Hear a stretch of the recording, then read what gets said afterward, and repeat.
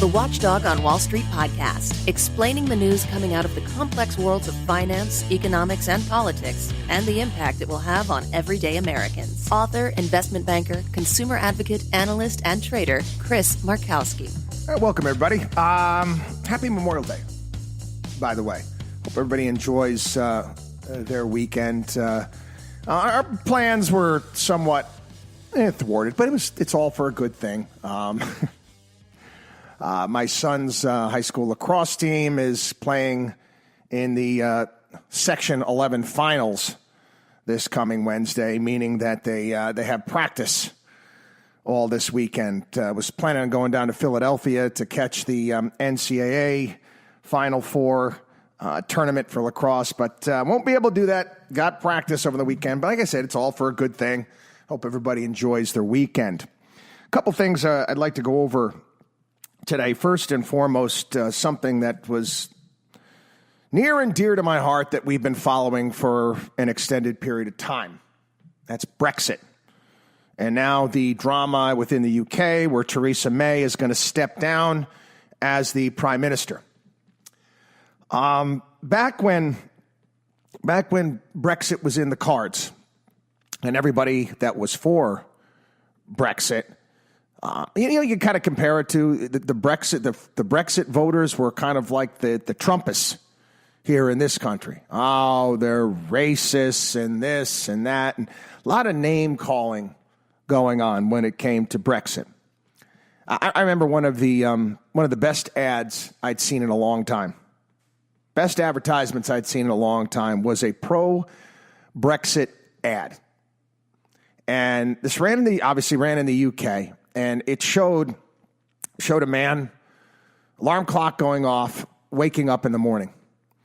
And there would be like a little pointer that would point to the alarm clock, to his pillow, to various different things, his toothbrush, and show all of the rules, EU rules and regulations that were packed into everything that was around this guy throughout the morning. I mean, everything. And I found it quite effective. Now, they didn't think it was going to happen. They didn't think that people would vote for it. When I saw it go down, I was actually invited on a lot of programs. And I'll be honest, that was the last television appearance I made on Fox News. Yep, that was the last appearance I made on Fox News because I went on and I kind of got into it with the producer a little bit because the markets were kind of going haywire on the day that it went through, and they wanted me to push the alarmist narrative, and I refused to do so. I came on, I said, everything's going to be fine. Everything will simmer down. I think that this is great news. And they didn't like it. They didn't like it because, again, it'd be much better to just frighten people, get people riled up, get the people going. Anyway, I was thrilled. Actually, that was one of the most encouraging votes I had seen. Now, this is obviously before Donald Trump was elected president. I was shocked that it went through. I wanted it to happen, and I was thrilled by it. And at that point in time, I said it was one of the most encouraging signs that I had seen as far as our world is concerned in a long time. I am always pushing against bureaucracies, the wizards of smart, the emperors that have no clothes, that like to tell us how to live our lives. I'm always pushing against that. And it was quite the rebuke to the European Union. Yet, it still hasn't been completed. And the wizards of smart, the overlords out there, are still doing everything and anything they can. The comparisons are striking. And the same way in this country where you still have the powers that be, the establishment, trying to take down Donald Trump and his presidency and the fact that he was elected, the same thing is taking place in the UK, where they're trying to discredit and take down Brexit. Same thing. But anyway, the powers that be, Theresa May included, she is the prime minister of the UK, and she wasn't for Brexit. She wasn't for it. Why is she in charge? Well, again, I believe that most of the establishment in the UK, they want no part of this. They want no part of this. They like the European Union. The establishment does. Now, I don't know what's going to happen next. I know Boris Johnson, I guess he's the odds-on favorite right now to take the position. And he's come out and said that, hey, we've got to be prepared for a no-deal Brexit. We need to be prepared for a no deal. You have to be able to go up to the table when you're negotiating, and you have to be able to walk away. And I agree. You have to be able to do that. I discuss this when we talk about various different investments.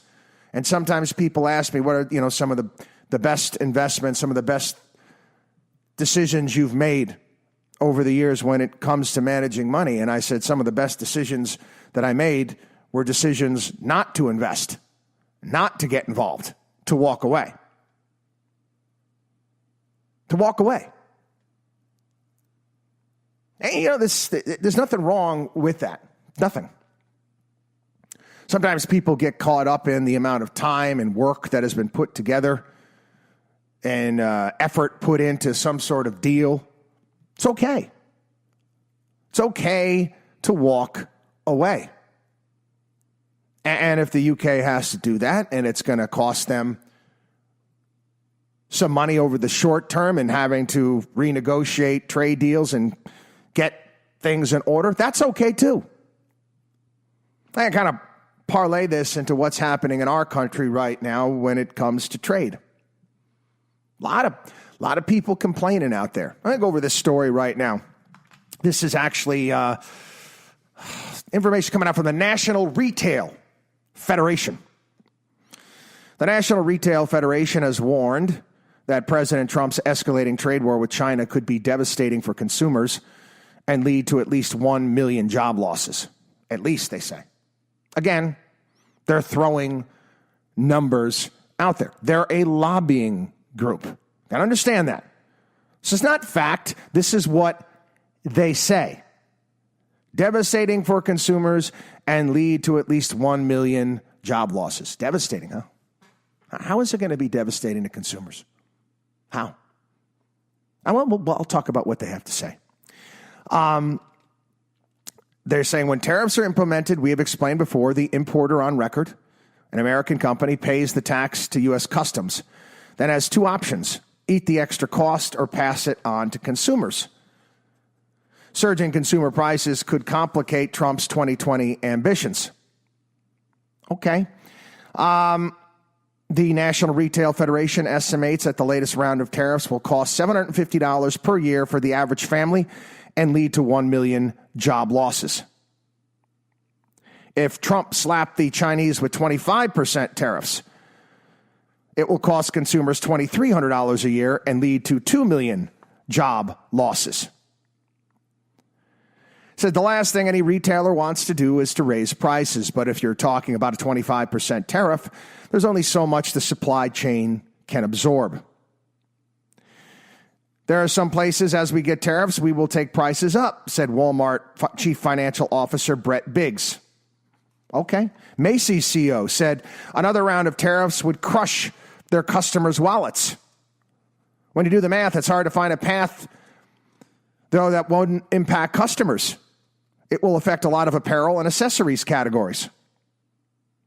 We'll go on and on and on here. Various different things, and they give anecdotal evidence here.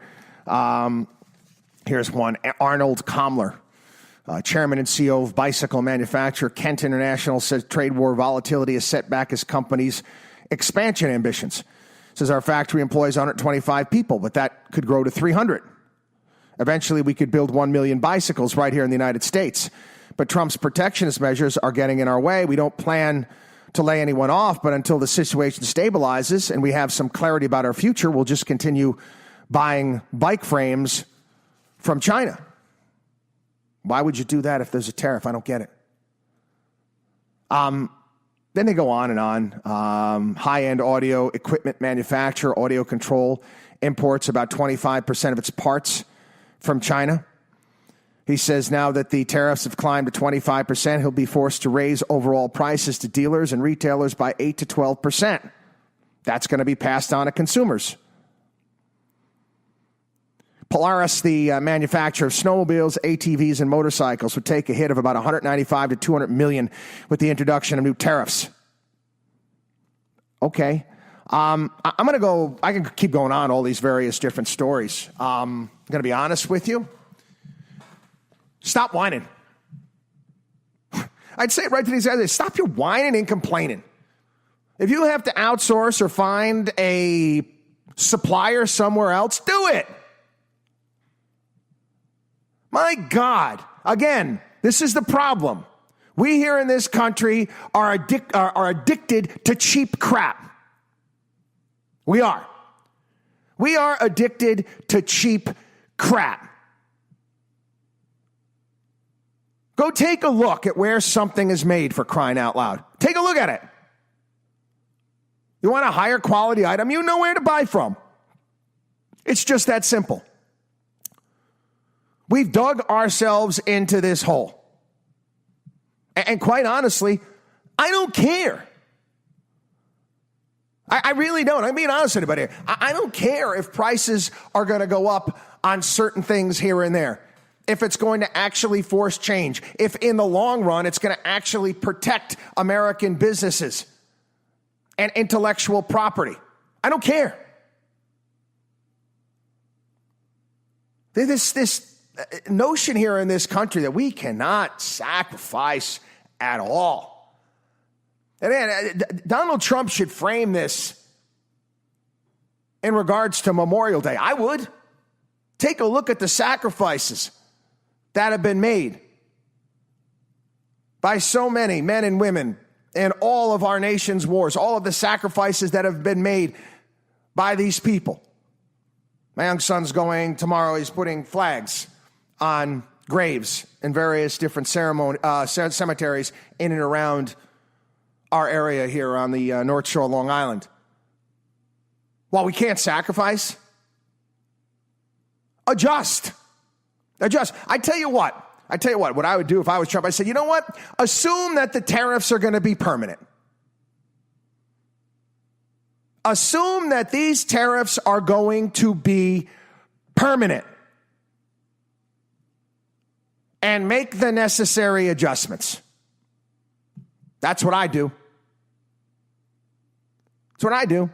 Again, you've got all of these lobbying groups out there. Everybody's looking. It's amazing how everyone, as we're a nation, but everyone only care about themselves. That's it. I don't like regulations. I don't like taxes more than anybody else. But we cannot continue to give away the store. And that's what we've been doing. Another quick side story on this, talk a little bit about this $16 billion farm aid program. Trump has got this $16 billion plan to help farmers hit by the trade conflict with China. And he suggested actually that Huawei could be potentially a bargaining chip in settling the dispute. At a White House event with farmers, Trump said a deal with China was a good possibility, but declined to give details. He said the U.S. campaign against Huawei could be up for negotiation, while also calling the telecom giant a very dangerous threat to national security. Again, he says that, and that doesn't make any sense to me. I'm going to be honest with you. I don't, when Trump says things like this, I get lost. I do. How can you say that this could be a negotiating point with a company that is a very dangerous threat to national security? How do you negotiate with that? I mean, it gets a little bit confusing. It does. And again, I understand it's Donald Trump. And, again, you believe half of what comes out of his mouth. He's that type of an exaggerator.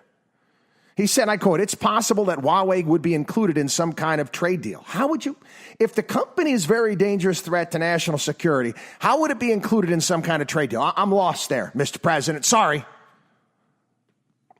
The $16 billion farm plan, which wouldn't require congressional approval, largely consists of direct payments to U.S. farmers hit hard by Chinese tariffs on crops. This is an echo of a program that was last year that was funded by about $12 billion. Now, again, farmers would tell you they'd rather be selling stuff than getting aid, but it is what it is. And there's so much government involvement when it comes to farming here in this country, and the way that we've managed to come up with crops that are really not necessary, such as corn for ethanol and other nonsense out there. Again, when you tinker with the free market, when you mess with the free market, once you start doing it, you have to continue to do it forever. You have to continue to do it forever because you can't figure it out. It's not possible. That's the beauty, and I've explained this, the beauty of the free market. Stay the hell away and let the chips fall where they may. Anyway, on the political front here, the White House is set to declassify documents. President Trump last night issued a memo giving Attorney General William Barr the authority to declassify any documents related to the surveillance of the Trump campaign in 2016. Now, many people were trying to get the president to do that during the Mueller investigation. And I'm sure at some points in time, Donald Trump probably was inclined to do so. I'm glad he didn't. If he had started declassifying these documents, it would have been construed as obstruction of justice. Might have been construed as obstruction of justice. So he stayed away from that. Donald Trump also ordered the intelligence community to cooperate with Barr. The memo read, the heads of elements of the intelligence community and the heads of each department or agency that includes an element of the intelligence community shall promptly provide such assistance and information as the Attorney General may request in connection with that review. Right. Sure. You remember when Chuck Schumer had the Freudian slip on Rachel Maddow's program? Do you remember that when Donald Trump was talking about spying on his campaign and the intelligence agencies? You remember Chuck Schumer said that, well, you better be careful taking on the intelligence community. They've got 6 ways past Sunday to get back at you. And when he said that, it chilled me to the bone. Just as much as I was chilled to the bone to learn what the NSA was doing, spying on all Americans and copying all of our internet searches and our phone calls and our data.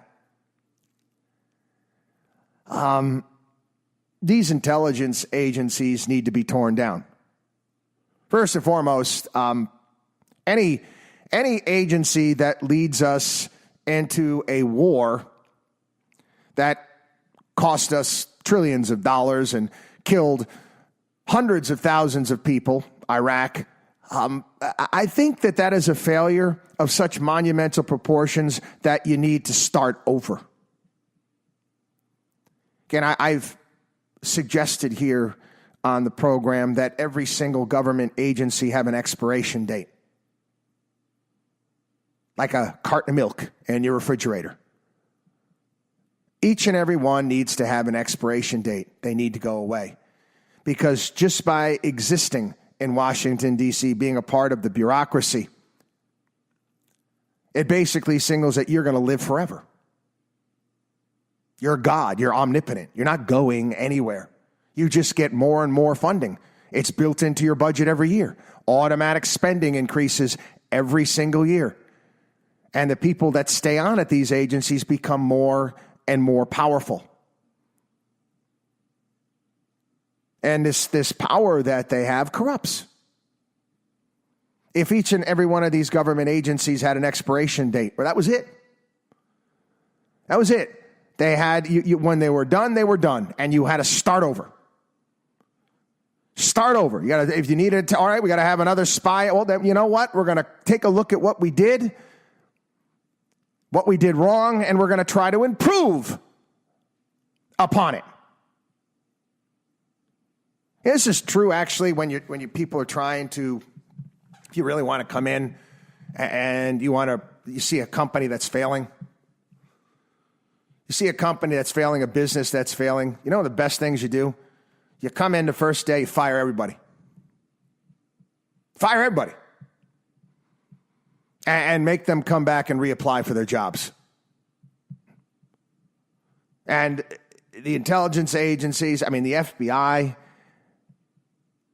We got the former head of the CIA, who happens to be a communist, making regular rounds on television networks. Anyway, best of luck to Attorney General Barr and Donald Trump in their efforts. I think it's going to be very difficult for Donald Trump to get much of anything done up until the next election. I mean, again, he's going to have to get Congress back altogether in 2020, even if he wins. So your best bet is to work with things that you can. And dismantling the executive branch of government and going after these agencies and doing... You can drain the swamp. He can drain the swamp. But in order to truly go out and drain the swamp, Donald Trump has got to not care about winning in 2020. He's got to go out there and do it. Not play a prevent. Ever notice that? Ever notice how teams get up? I don't care what sport it is. They get up by a certain amount of points or a certain amount of goals, and then they put in that prevent defense, and it doesn't prevent anything. You know what it does? It can prevent you from winning the game, because then the game inevitably the lead ends up shrinking. Don't do that. Don't take it easy. If you can do anything, you can go ahead and drain the swamp. Get it done. Anyway, one more quick story before we go and head off here. You know what I got to do? I got to take my son to driver's test. That's right. Again, I know I'm getting old. No, I'm getting old. My eldest is going to take his driver's test. Scary. Anyway, I'm glad to see this. The Senate, and I'm giving kudos to Ben Sass on this one because he led this thing. Said they basically did away with earmarks. They did. They did away with earmarks. There's not going to be any earmarking allowed within the Senate. Now, I'm going to be honest with you. Donald Trump, he didn't mind earmarks. He actually came out and said that, hey, things may be better in Congress when there was great friendliness when earmarks ruled. But it's wrong. It is. Everybody remember the bridges to nowhere? But anyway, listen, Democrats aren't going to give President Trump a political victory in return for a local courthouse, a bridge to nowhere. No. You're going to give Susan Collins some sort of special handout giveaway deal in Maine, and all of a sudden she was going to vote for the repeal of Obamacare? Now, earmarks is not the biggest, and Wall Street Journal points this out as well. They're not the biggest spending problem in Washington, but guess what? Every penny counts. God bless everyone. Hey, want to remind everybody, watchdogonwallstreet.com, our site, watchdogonwallstreet.com, our newsletter, consultations with our certified financial planners, all sorts of great stuff there at the site, watchdogonwallstreet.com, or give us a call, 800-471-5984. That is our 24-hour-a-day help hotline. That's 800-471-5984. Have a wonderful weekend, everyone.